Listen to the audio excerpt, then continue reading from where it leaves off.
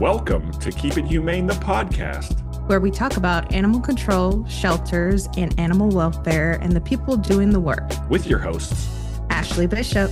And sometimes Ashley Bishop. and Daniel Ettinger, helping people help animals. Welcome to another episode of Keep It Humane, the podcast, with both me and Texas Bishop. Wisconsin Bishop, she's busy. She's actually at a bunch of different airports this week, repoing all the Spirit airline airplanes. So she's bringing those back to, I guess, Boeing or wherever they belong, since that's not a company anymore. How about that? That's craziness. It is crazy. We were actually, my husband and I were talking about this the other day, and I was like, where are the people gonna get their red eyes now that were like super cheap? And did I ever tell you the story about my experience on Spirit? I think I did. Yes. It's I don't know if you've ever sat on the podcast, but it was exactly what I expected. I took it to Texas. Was it Texas? no. No, yeah, it was San Antonio. Yes, it Oh. was. Yes, it was. It was San Antonio. And I get on the plane, and it's like it's a vibe. Like it truly is what you would expect on Spirit. And I'm sitting there kind of minding my own business, headphones in, and I hear a little commotion, and I'm like, huh. I'm like, this is gonna be as advertised. And sure enough, they had to bring the police on to escort a woman off that was trying to open up the emergency exit door. Thankfully, we were still like on the tarmac and whatnot. And I'm like, what in the bananas is going on here? So I'm not surprised. I'm not surprised that it's out of business. You know, the whole airline industry, I don't know how they make money. Like I try to do the mathematics in my head because like if I pay $300 for a round trip, it's $150 per seat. And then I'm like, there's only 190 seats on the plane. So that means this plane is only, if everybody paid that same price, which they didn't, but this plane is only making $30,000 a flight or something crazy or whatever it is. Like, how do they do it? So I'm glad I'm in animal welfare and not the aviation business. Honestly, Spirit Airlines, my anxiety can't. Like, I already hate flying as it is. Like, my anxiety is always like at 1,000 on the plane. No, like, a police officer comes on plane, just get me out. Just fucking take me with them because this is not happening. Like, I can't. I think that was the first and only time, I guess probably the only time, unless they get a government bailout, that I'll ever have flown Spirit Airlines. So, good shout out to Ashley Wisconsin Bishop. I didn't know she could fly planes, but apparently she just puts that thing on co-pilot. She has some assistance with takeoff and landing, and she's repoing all those planes this week. So we'll see her next week. What do you think it takes to repo a plane? Like, what? Yeah, I mean, a lot of these planes they're not bought like in full either, right? They like buy them and they pay because they're like hundreds of millions of dollars. I love airplanes. I'm a nerd, kind of when it comes to them. Not like a mega nerd, but a mini nerd. And like Pitney Pitney, I don't know how you say it. See, I'm not that big of it. Like there's 3 different engine model makers. Pitney somebody's listening, and they're like, it's Pitney Bowes. And then you have Rolls-Royce and you have General Electric. That's it. The 3 model motor makers. Okay. Anyway, The more you know. that's enough about animal welfare, or not. But enough about not animal welfare. And I'm sure our guest is probably like, Daniel, I'm sitting here patiently That's trying okay. to get on this plane to go to wherever we're going, which is Pittsburgh again this week. Nice. 2 times. Thankfully, I didn't book on Spirit though. That would have Because their been planes are getting repoed. that would have been rough. Well, let's introduce our guest, Rachael, with Journey Home Animal Control. Journey Home Animal Control. Don't confuse it like I did. Journey Home Animal Control.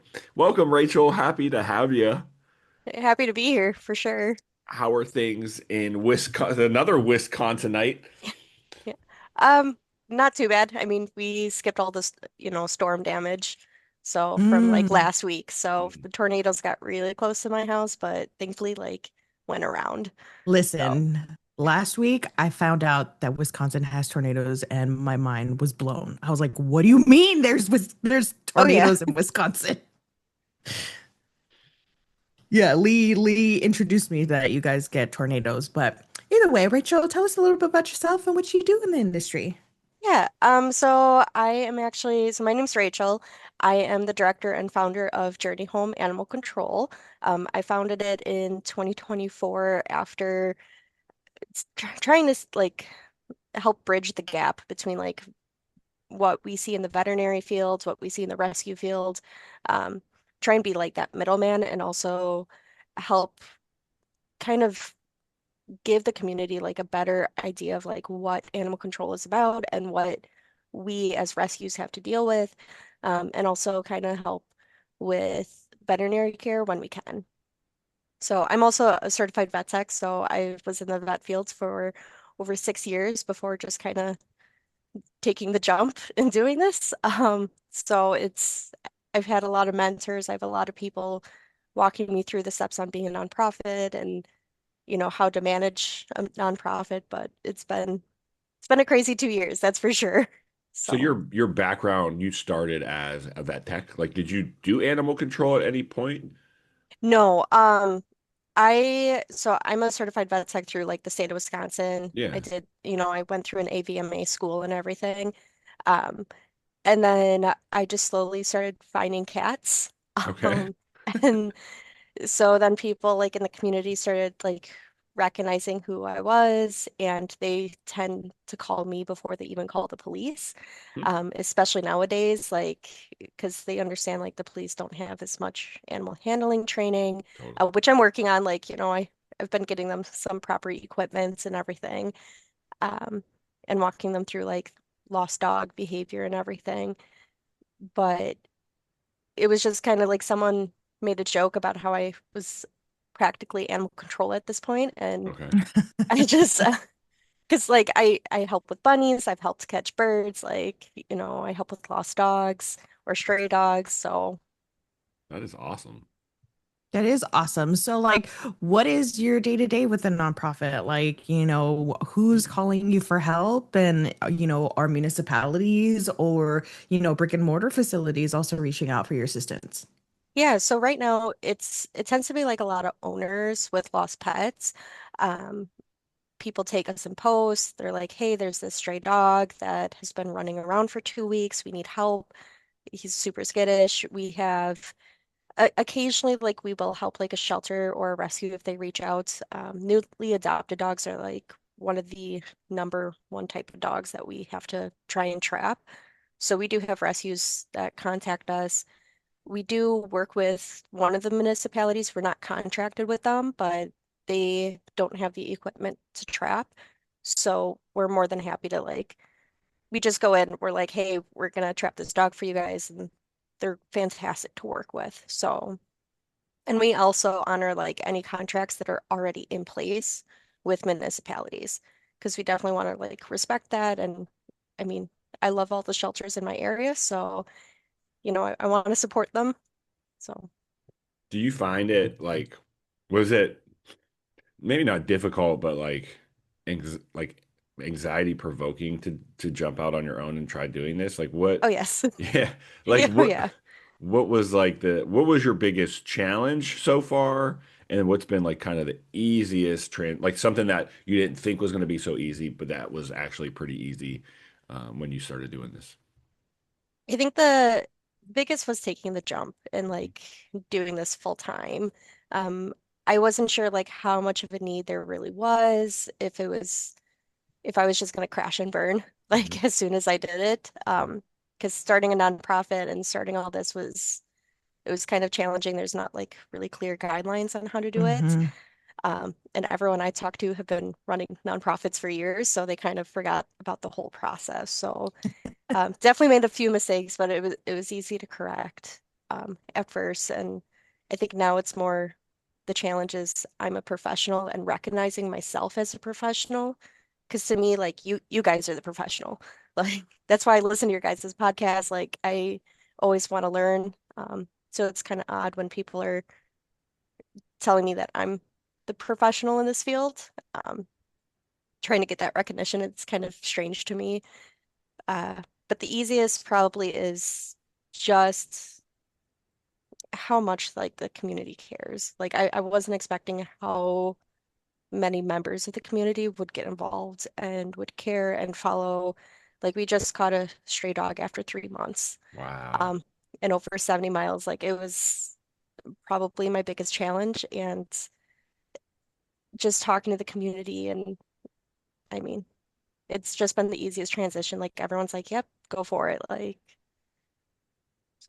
I definitely thought like more people would fight back about it. So Well, you're doing good work. Like that's the thing is like you're doing good work. You're not out here scamming people or just trying to like fit in just to fit in. Like you're truly, you can tell like your passion is here to help the animals, and so that's going to shine through every time. I guess the question that I have like is uh, how big is your scope? Like, because in my brain, Mhm. yeah. in my brain, I'm like, oh, she's like in this little town in Wisconsin, which probably has like 65 people, and like they probably have more cows than people, truly. Like, and so, but that's just me being ignorant. So I don't know, Rachel. Like, tell me, like, or tell our listeners, like, what is your scope? Who do you normally work with? And like how big? Like, if someone's listening in Chicago, would you help them there, or is that too far? That kind of stuff. Yeah, so we actually cover 4 counties in Okay. Wisconsin. So quite a bit, Hmm. like a huge distance. Yeah. We cover Walworth, Jefferson, Rock, and Waukesha County. Okay. So we don't go out towards like Milwaukee or Madison. Um, we know trappers in that area, so we will always refer to an organization much closer, like just out of respect for them, and also like that's kind of their area. They know that area way better than we could. But I'm actually from Whitewater, so Oh, we have a very high like college population here, and um, Hispanic population, and so I'm in the city, so there's definitely farmland around too, but yeah. But I Can did grow you up in the middle of nowhere, so you said that you have a huge college population where I'm at as well. I have that. Kind of what has it been like to work in a population like that? Because I know for me, it slapped me in the face pretty hard when I moved up here, to kind of deal with us having to be on the schedule of academia, where it's like right now it's going to be summertime, all the kids are gone, slows down for us a lot. But, I'm not gonna lie, around this time we start getting the like, hey, I can't take my dog home that I adopted from you or another organization. Like we see a lot of those problems. So what is it like for y'all? actually we don't honestly we don't get a lot of college Hmm. students. Usually it's the ones that like they've called me for they see a cat hit by a car, and Mm, they don't know what to do, or they found a kitten that looks injured, or they're seeing a cat on campus, or they saw a dog run through campus. So honestly, in my experience, like the college students are a huge asset because mhm. they have so many different social media channels and ways to get a hold of each other and spread the word. And we just had a dog that was running around for 7 days and kept going on campus. oh, And like, I don't know if there's a single college student that didn't know about that dog. So, um, if anything, they've just honestly been such an asset. Um, a lot of people here like to blame the college students for things like dumped animals, dogs in apartments, and honestly, it's not been my experience. And I've been doing this for 6 years, so yeah. That, what's that's good. what's been your favorite tool so far to use? Oh my gosh. And we just got a new camera, so I don't want I to say love it's the that. new camera yet, but it's pretty close. Honestly, I think it's honest all the tomahawk traps, the gravity traps. They've Mm, just they've been a godsend to everything. So, shout especially out, the cat ones. shout out Shouts out Tomahawk. Tom. Yeah, Shout out Tomahawk. Yeah. And they do some really good work. They really do. they Um, do. They're awesome company. do you find it's more cats that you're dealing with, or like what's is it, or is it just honestly whatever the day kind of brings? I think right now, at least this year, we're definitely more dog orientated. Okay. Um, we've helped over 150 animals so far this year, Wow. and we're a small group. Like there's only 7 of us. Okay. We do the best we can, honestly. Um, so to me, like that number is like really low compared to what other numbers like people deal with. Um, Before this, I would have said cats. Okay. Our biggest cat colony was over 120 cats. So, but Jeez. that kind of skewed the numbers just a bit. So, Jeez. That's insane. That's a huge colony Huge. overall. Yeah, Yeah, huge. What's the weirdest animal that you've gotten a call about? Probably a Quaker parrot. wait, what? I gotta hold on. Google. Yeah. Sir, how long have Quaker. you been in this industry and you don't know what a Quaker parrot is? Oh, How they're dare you? so cute. And they're like technically illegal to have in Wisconsin. Really? Yeah, but there's like, from what I understand, and I could be saying stuff wrong because it's been a while, but I believe like a population escaped in like Chicago area, like a huge Invasive population. species. That's Yeah, and they crazy. they like spread out, and no one claimed the bird, so we kind of just assumed like, yeah, he's part of the Chicago area. So Wow. we just got lucky because I don't do birds. Like that's not my. I'll call someone else in with more experience. But we got lucky because it was a little bit cold, so he was on the ground and super easy to just throw something over him. So So he was not a Quaker parrot. He was a quivering parrot. yeah. How bad Get was out. that? All right. Yeah, that was bad, bro. We see a lot of birds, honestly. Like we see a lot of parakeets. The first um free rabies and microchip event, that first year that we did it, we actually microchipped a macaw. Somebody brought their Oh macaw wow.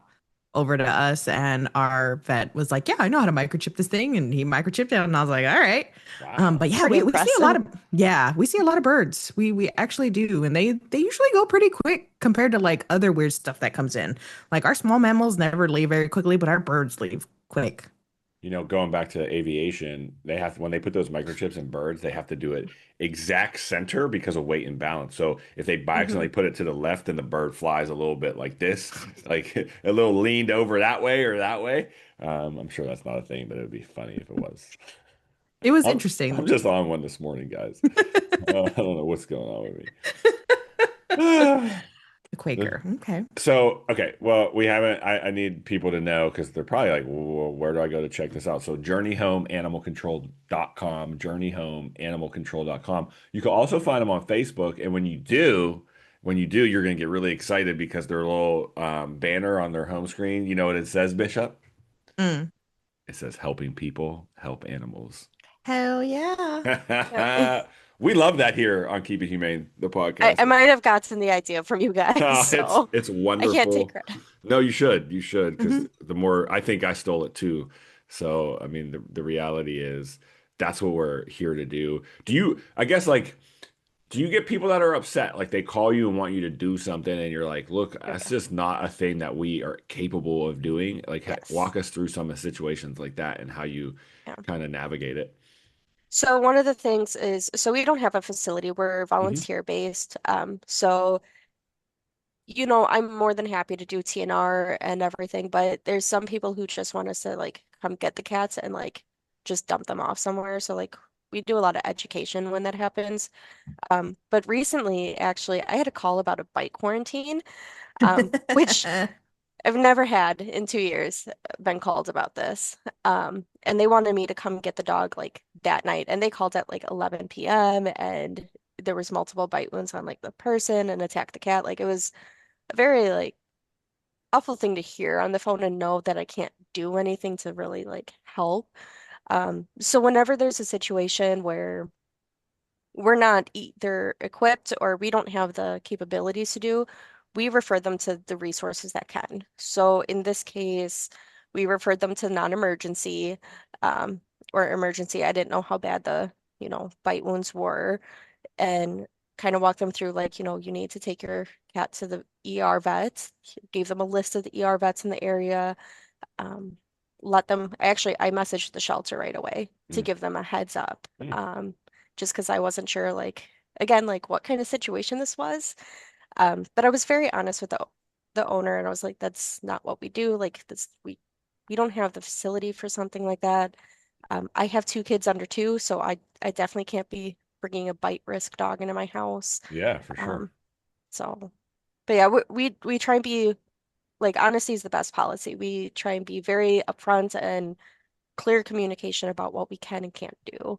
And then we always have like a list of resources to refer them to. And sometimes, like, depending on the situation, we'll follow up. So in this case, I actually called the ER vet that the cat was taken to and made sure everything was going to be okay. So, That's awesome. What have you noticed? Because I feel, you said earlier that you're trying to bridge that gap, yes. like between vet med and, animal welfare, which, I feel like we still have a lot of work to do in that area. What was the craziest thing that you learned coming from the vet side about animal welfare, animal control, how municipalities work, that kind of thing? Well, I kind of, it's kind of hard to explain because I've been doing this for a few years, but only officially like went, head first 2 years ago into this. So I already had like good relationships with the shelters and the rescues and building those continuing to build more relationships with other organizations. Um, Shelter med is definitely very different in terms of a lot of things, but I think it's helped me a lot with being realistic and good with talking owners through things, being more compassionate, being more understanding of the struggles that sometimes people have financially to do things. Mhm. And I definitely have a lot more respect for shelter med. Like I wish I could do more like shelter work and like going into like the SNP clinics and helping out. But I just, again, I have two kids under two, so it can get a little dicey with my timing. But I bet. and I think a lot of it was communication issues too on both sides. So Absolutely. yeah, one of the vets I worked with was very upset about shelters having SNP clinics. Um, and there was a lot of grief about, that's not their job. Their job is to protect the community from animals and take in strays. They shouldn't be providing veterinary services. Um, so it was an interesting conversation with him. Like he's an older school vet. So we get a lot of that up here where old school vets, it's like, it's just a cat. Like Mm. we don't, so it's been interesting for sure. So What do you think the biggest gaps are right now in the animal welfare industry? Like where, if you had a magic wand, what is something I guess that you would wave it at with our industry that you're seeing?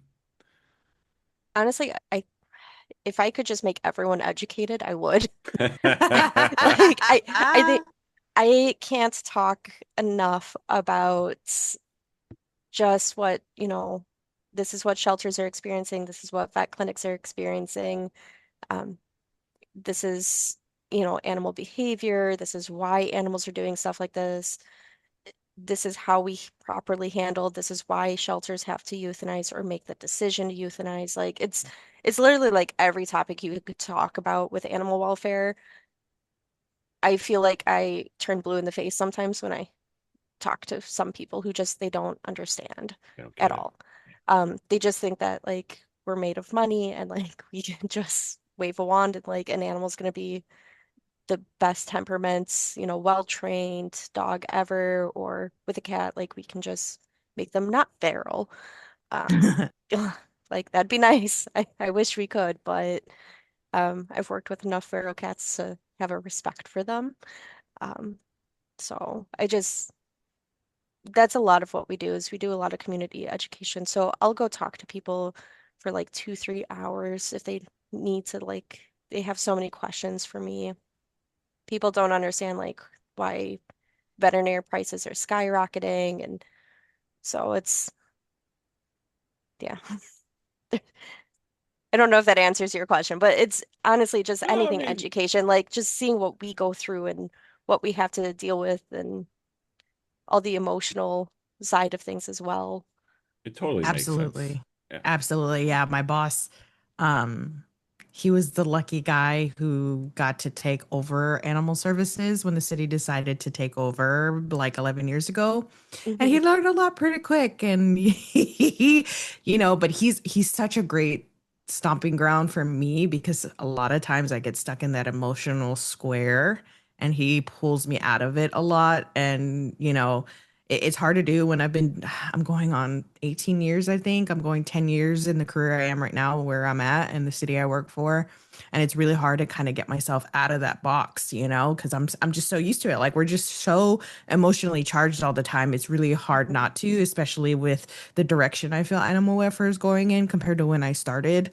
I completely get it. Education, I think for us is one of the things that we really strive to get across, and that people understand what it is that not only, municipalities or contracted humane societies and rescue organizations, what it is we can and can't do. Like even beyond the scope of like, yeah, I would love to do XYZ, but a lot of times the law doesn't allow for it. Like, of course, I Yeah. wouldn't let my dog outside when it's pouring rain or snowing, but the law here in Texas states as long as they have XYZ, they're good. So, I Mhm. mean, it's hard to get that across people. And, we're always the ones that get told, well, it's just because you don't care. And I was like, well, Yes.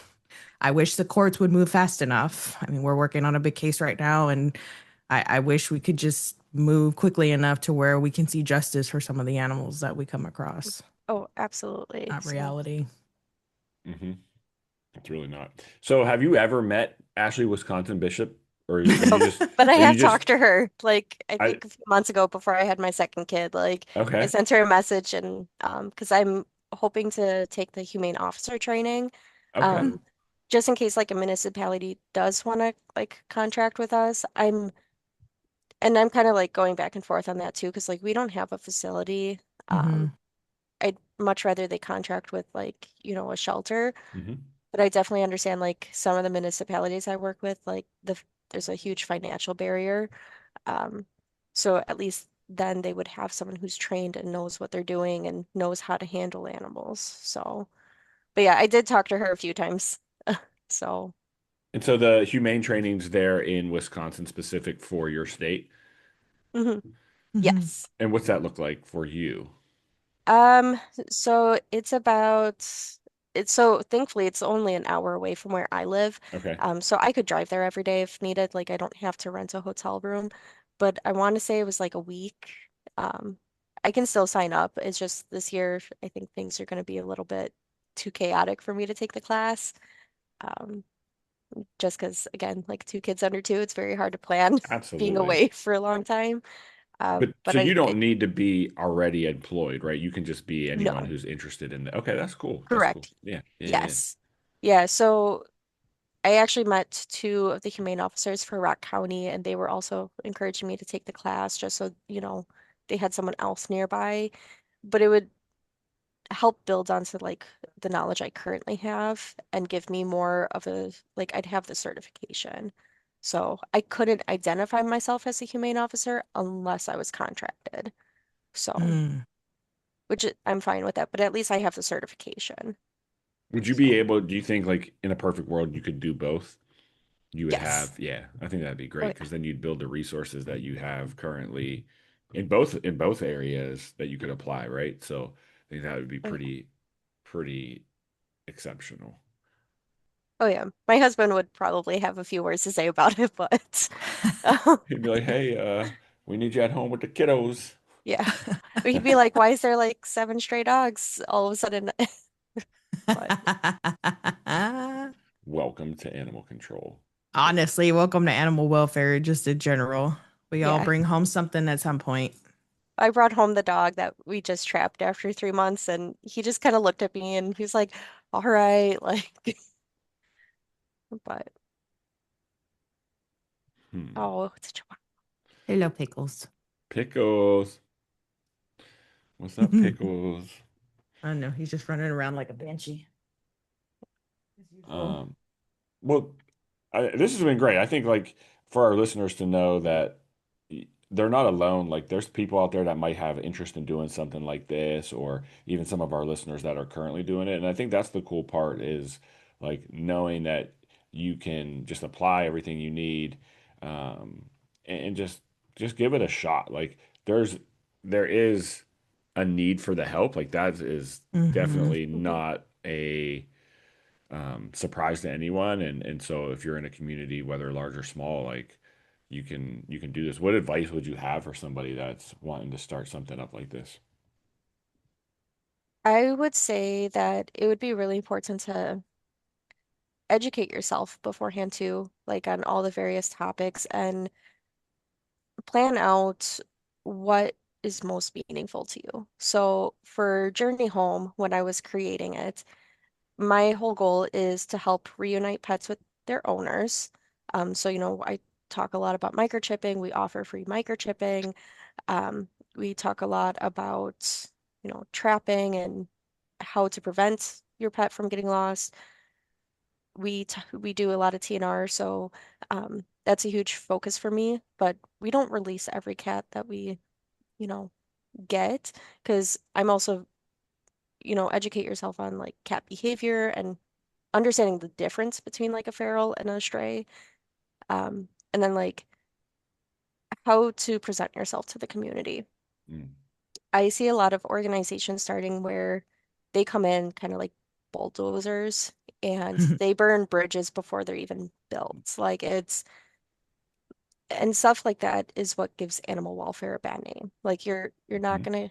gonna catch more flies with honey than anything else. And I never want someone to feel like they can't contact us for help because they're worried that they're gonna get judged or talked down to or screamed at or anything like that. So if someone's gonna do this, they have to have, they have to be confident in their people skills. They have to be able to set boundaries. Because there's a lot of people who, I mean, it's a very emotional time when pets get out and people are doing everything they can, whether it's right or wrong, like chasing the dog. Like we don't like that, but it's instinct. You mean Um, we don't chase dogs? It doesn't get him back? That's not how it works? not always. Maybe if you're really lucky, but um, and honestly, just like start talking to the organizations around, see like what works, what doesn't work. I don't think it's necessarily like we need more organizations. We just need more people who are knowledgeable and willing to help. Yeah. Um, I started Journey Home because there's no other organization in my area that does what we do. So, and that's again, like, so we don't have a foster or adoption program. Like, that's not what our goal is. Like, our goal is to keep animals with their owners. So, Amen. Absolutely. And it kind of leads me into and if some of our listeners they know about the Animal Welfare Junction, which is a Yeah. podcast yes. hosted by Dr. G, and she just finished her whole thing on and I don't want to use similar because it's not fair because this dude was a piece of trash. Um, but You're being too nice. conceptual, yeah, I chose words. Conceptually it's like the same thought process, except he did it in a very mischievous, what would you say, self-promoting. Like he didn't Hmm. do it for the animals at all. No, he did Oh, it for okay. himself. Yeah, and I mean, he ended up going to jail because embezzlement, and they got him on animal cruelty. Like they Jeez. got him on a few different things, and it's just like he saw an opportunity to take advantage of people and he did. And I Yeah. think that's what's so refreshing hearing your story is like that's not at all what it's about. Like you you have your hands full already with the two kiddos, and then you're still on top of that trying to help this community, which is so important. Absolutely. I definitely try my best. And I've told my husband so many times already is the day I stop wanting to learn, the day I stop, or the day I start like looking at everything with a pessimistic like side or like point of view, that's the day I leave the field. Mm, Like every single person I talk to is different. They're going through different challenges. Like they're going through different like financial issues. Like you have to be in the field with an open mind mhm, because not every single person is the same. And I feel like a lot of the organizations that, again, when they come in and they just bulldoze over everything, they kind of have a negative mindset from the get-go that like people are dumping animals, people are mean to animals, they're cruel. And it's been my experience that very few people are actually mean to animals. mm. So, because usually I'm just like, hey, there's a lost dog, can I be on the property? And I get permission. Like people know that what we're doing is for everyone's benefit, including the animals. So, Totally. Absolutely. That's yeah. awesome. Yeah. I mean, this is great. I think the more that we can help each other in this aspect, the better that Oh, yes. animal welfare will be for sure. Uh, I I feel like yeah, I as a community, I feel like we're still continuing to kind of get our feet under us, and the more support that we can get, the better off that we're going to be long term. And so your program, just being able to be there, I don't know. I would love to see more and more of this. Is there anything like you or like this like in Texas for you, Bishop? Yes, but they're not as organized. We have a local, lost and found page who kind of does something very similar, and she's very, in the community and things like that. She's helped reunite dogs or trap dogs and things like that. But Okay. no, I don't think we have like an official 501(c)(3) that does something like this. And I might be naive, because again, I'm kind of in a smaller area of Tejas, so maybe one of the bigger cities may have something similar. I mean, I wouldn't call anything in Texas small, but I mean, I mean, you're not wrong, but yeah, I'm smaller compared to the cities that are to my north, east, and west. yeah, yeah. Well, Rachel, this is great. I think, we really appreciate you taking the time, and I think like our listeners is there anything they can do to help from afar? Like say there's a listener in Florida or a listener in Texas or Pennsylvania or California. Like what can they do to help support you? Oh boy. I'm really bad at like promoting myself, honestly, because like I genuinely just do this because I I love doing this. I love my team. They could either follow the page, like our page, see kind of what we're doing, see if it's something that could happen in their community and maybe start something up there. Um, and more than happy, like we talk a lot about collaboration. So, if someone is interested, like out of state in setting something up, I can absolutely give them the guidelines that I did. Hmm. Um, I mean, we do have donation links too, because, we do have to buy traps and we have trail cameras and everything. Those are cool. But I, yes, yeah, our new cameras, it's amazing. It's cellular, but it's like an actual um, you can like go live with it, so Hmm. you can actually Nice. see. I know it's so cool. We've used it like in the last 3 dogs now, so um, but just helping support what we do, and encourage others to do the same is probably the biggest thing. That's So, great. Yeah, no, Yeah. that's Great really mantra. And yeah, like if, again, I can't imagine what it was like to start a 501(c)(3). I've heard plenty of horror stories of, the bureaucracy of the paperwork that you have to get through. I'm sure it was a pain in the rear. But kudos to you in starting something like this in your area, and hopefully maybe well, it's thank something you. that somebody can build on. Thank you. Yeah, yeah, we do our best for sure. So, that's good. That's really good. Well, is there anything you would like before we wrap up, like our listeners to know? Um, just anything we can share, make sure that they check out the website as again, that's journeyhomeanimalcontrol.com or Facebook. Are you on Instagram too? no, I'm really bad at keeping up with other socials, Same, honestly. same. I had a TikTok for a while and it's still there, but it's not, I was trying to videotape like us trapping and us catching all these kittens by hand and them screaming their little heads off. Hmm. Um, but not that I can think of.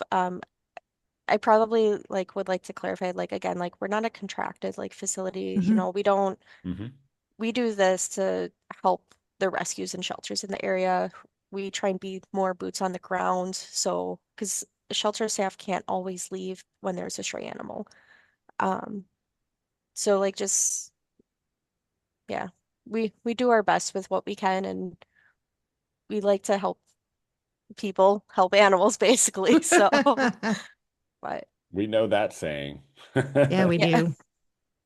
Yeah, we do. yeah.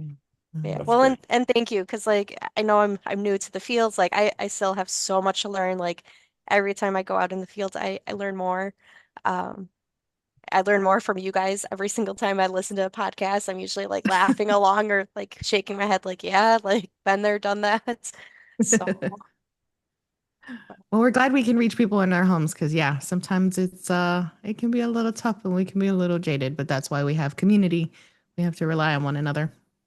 yeah. Absolutely. Tell us, I guess, to wrap up, like, what is one unexpected story that happened after starting this? Like, what's something that you were like, holy moly, or this is really like warms the soul? Like, just I think it'd be great for our listeners to hear that.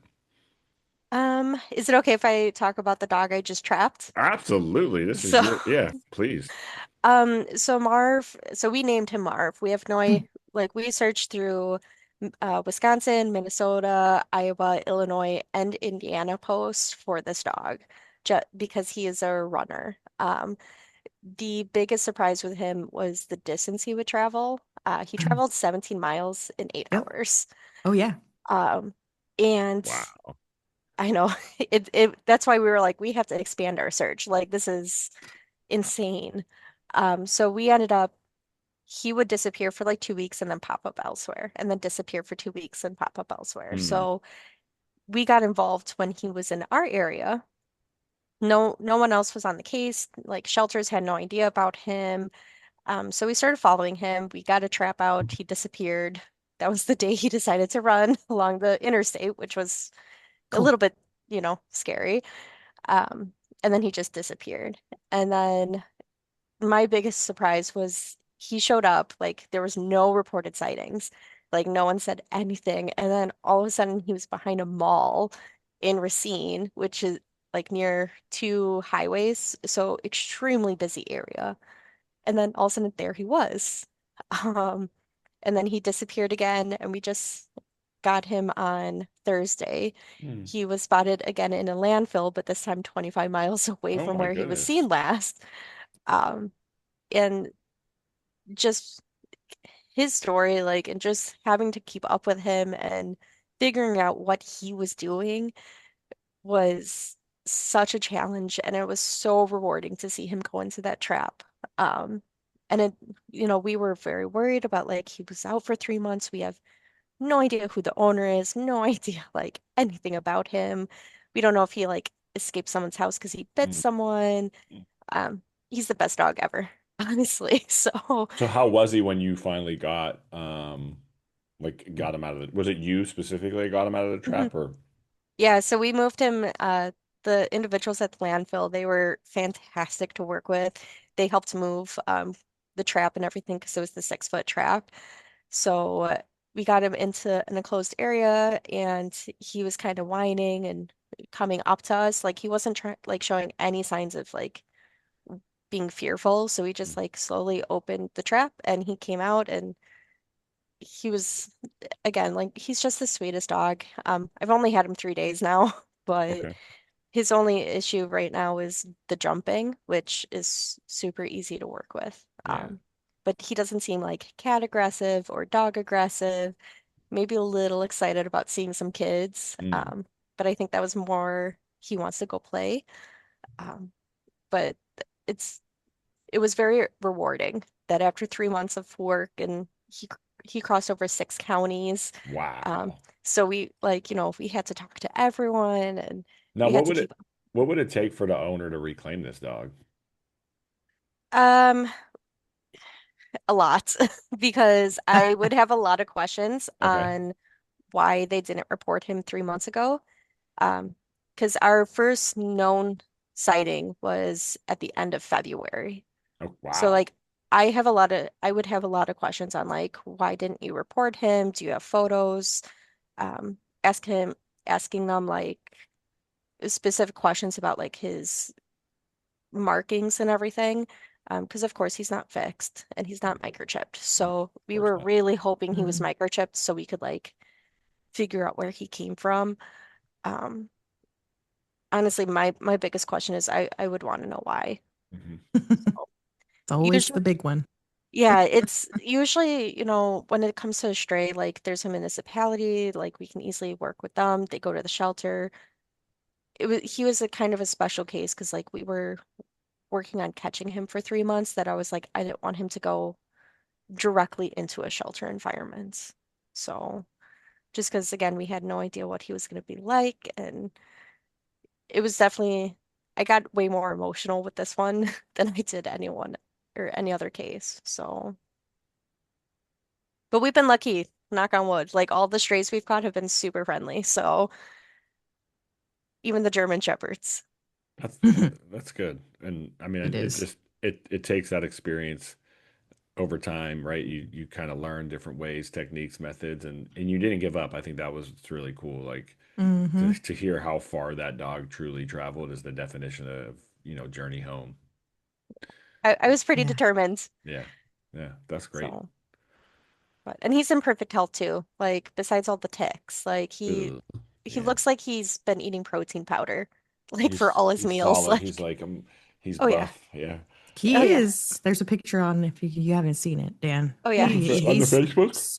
yeah, Yeah. somebody's been feeding this dog or he been getting some somewhere. Well, he He's was like, eating in the landfill for 2 weeks, so he's like, this is great. Leftover baby diapers and yeah, right. God. We got him with Quick Trip chicken. Okay. So I don't know if you guys have ever been to Quick Trip, but like I know like Wisconsin, like we're all crazy about Quick Trip, but there's a good reason for it. So that's our like go-to when we're trapping dogs is we grab a rotisserie chicken from there. Nice. So Nice.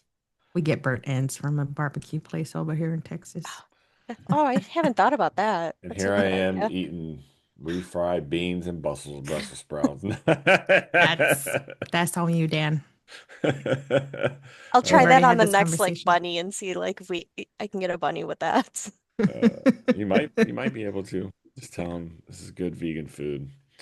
That's funny. Well, Rachel, thanks again so much for joining us. We really appreciate you listening and being a part Of of this course. podcast and the work Hmm. that more importantly, the work that you're doing there in Wisconsin. I think you're an inspiration for others, Hmm. and Thank you. keep that up. So, as we like to say here on the podcast, let's continue to help people. Help Help animals. animals. Yes, Yeah. and keep it humane. Well, thank you.